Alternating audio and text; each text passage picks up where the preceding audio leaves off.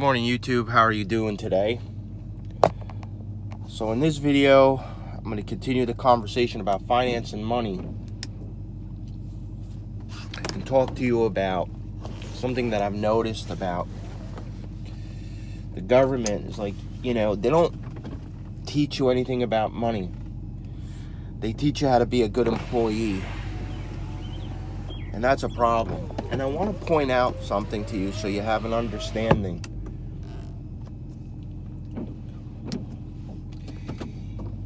What you have to understand is, right, I want you to always look at the investment banker's house in comparison to your house. It's always better. I want you to look at their cars. It's always better. I want you to look at their wives' clothing. It's always better. It's always It's always better. And you have to understand something. As the investor, you have to be whole. Okay? So, what do I mean by this? What I mean by this is this. That, number one, and I was thinking about this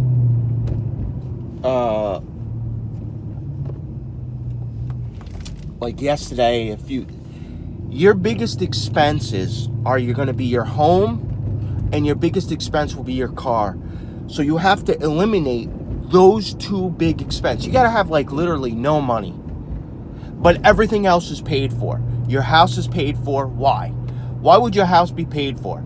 See, the philosophy is oh, you can't eat your house. That is true, but your house will eat you because it becomes a liability. And what I mean by a liability is that if you look at your pocket, money is flowing out. So you take your pocket and you empty it, right? You turn it inside out. So you have no money because money is going out. It's going to these bankers. You understand? And you don't want that. You want the money to remain in your pocket. So when a mortgage crisis comes, when a financial crisis comes, you have the ability to like, there's an old saying in France during World War II when the Nazis were saying, when there's blood on the streets, you buy property. So what that means is when everything is going to hell in a handbasket, number one, you have finance. Number two, you have buying capital. And number three is your credit is good, where you could borrow millions and millions of dollars to buy what all these idiots fucked up, like me. You know what I mean? Technically, I'm a fucking idiot. I'm a fucking idiot because, number one, I didn't do my homework.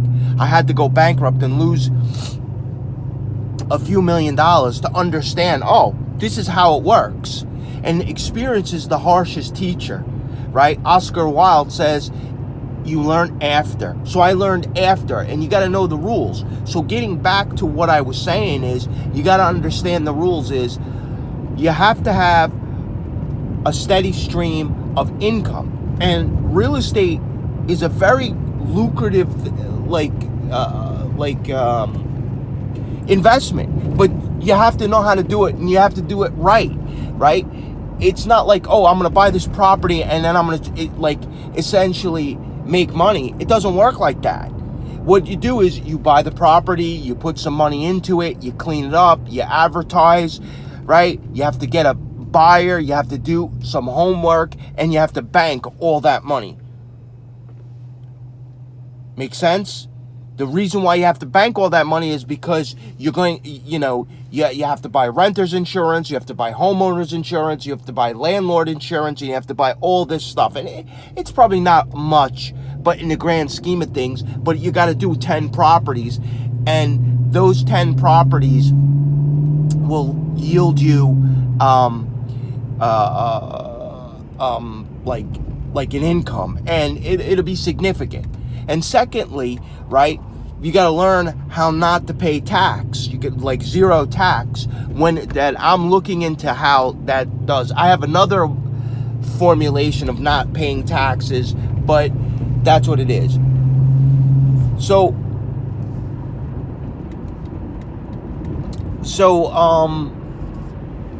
getting back to what I was saying is, you have to have sort of like a financial education. So if you sign a big huge contract and you get all this money, you win the lottery, right? You come into money, something like that.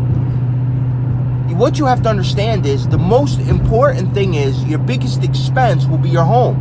And as soon as you buy $1 million house, you've failed. You failed at the game. As soon as you bought a $5 million mansion or you started getting involved with buying private jets, you failed. You're done. It doesn't matter if you have 100, like a billionaire is excluded from my talk. Somebody who's a billionaire, they're excluded because their money operates differently than somebody who's like a multi-millionaire. So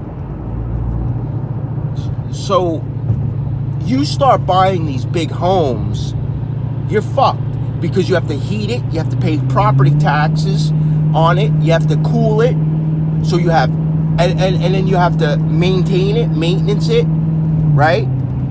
You have to keep it nice. You have to paint it every so many years. You want to minimize this liability. You know what I mean? You can't be cheap. You got to be smart. And one of the things is I am talking from a position of going bankrupt. I am talking from a position of trusting these bankers, right?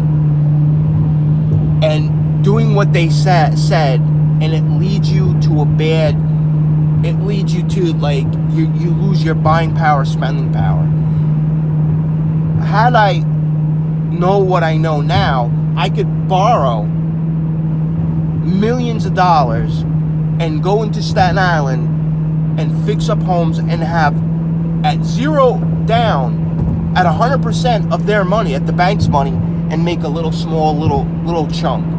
I could basically, I believe that I can make approximately $100,000 to $200,000 a month just doing real estate. You know what I mean? Take some money. That's what I know how to do. Like, just looking at it, and I get the training involved with it. But I would do one house, because you learn after. You got to learn before you start doing 20, 30 properties. You know what I mean? So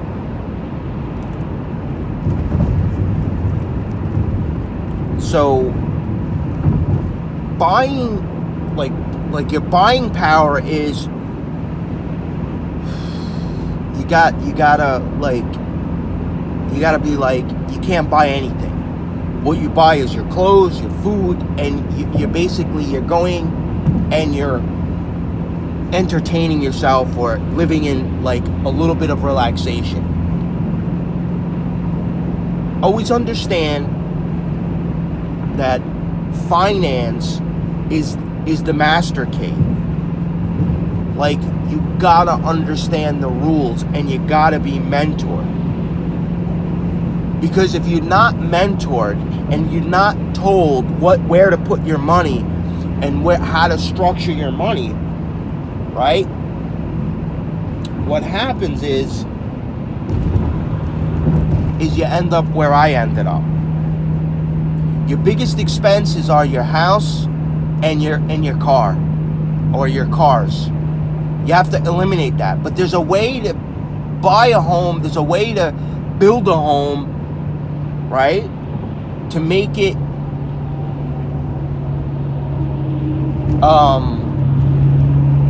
work for you, and it's not a liability. Because homes are liability. They cost you money. They're not assets.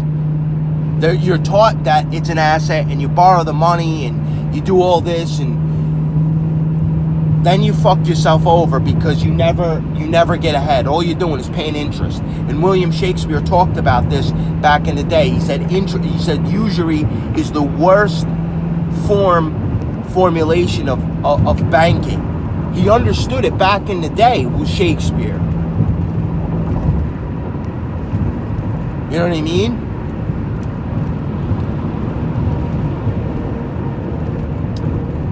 And you gotta understand the rules. The last thing I want to see is like people, like I always wondered about like people who won the lottery and how they went bankrupt. Now I know. Now I totally understand. These bankers will charge you ridiculous amounts of fees. Right? Wow, that guy's wailing. Look at that diesel truck. Look at the particulate filter just going off. But these bankers, they don't give a fuck. They're sycophants. They're psychopaths. There's no difference between them and mass murderers. They could be sincere. They're not going to help you. They're there doing a job. You can't, like, when you have that money, you got to know how to put it away. You got to know the denominations. You got to know the number sequence. You got to know. And if 40% of investments are toxic because they're on a collateralized debt obligation, not everybody could pay back their credit cards, or not everybody could pay back certain things. Like, you know, it's just a fact of life. People borrow too much. And one of the things is like, people, like, they talk shit. And to continue this premise, you gotta know where to put your money. You gotta know how to put it, where to put it, how to invest in real estate, how to pay little taxes, right? You gotta know how to borrow money. You gotta know how to set language up with legal. And you gotta have people that you can trust that won't fuck you over. Because you see, when the money's gone, guess what? Everybody else around you, they're gone as well.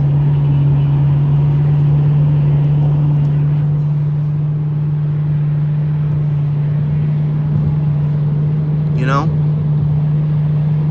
You know, it's great when you got a whole fair weather friends. That's what we call. That's what I call it.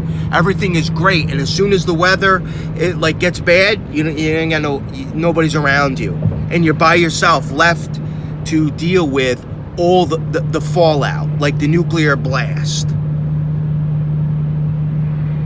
right? And that's what happens. And then you wonder why people commit suicide. You wonder why people start doing drugs. You wonder why people like because their lives just get fucked up. You know what I mean? And they get fucked up because they listen to people that basically don't have their best. They have their own interest. See, I don't have my own interest. You know what I mean? Yeah, you may pay me whatever, but we become like a heritage club or a governor's club or whatever, and we start talking and discussing ideas and ways, and you'd share with me and I share with you. But I'm not going to do it for free.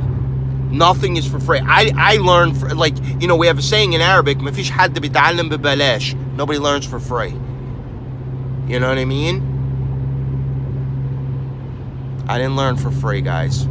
I had to freaking get fucked up in an accident, get burned, 3rd-degree burn, spend $2 million in surgeries, lose $2 million, right, in bankruptcy, which is nothing compared to most. You know? Alright, I'll see you again, guys.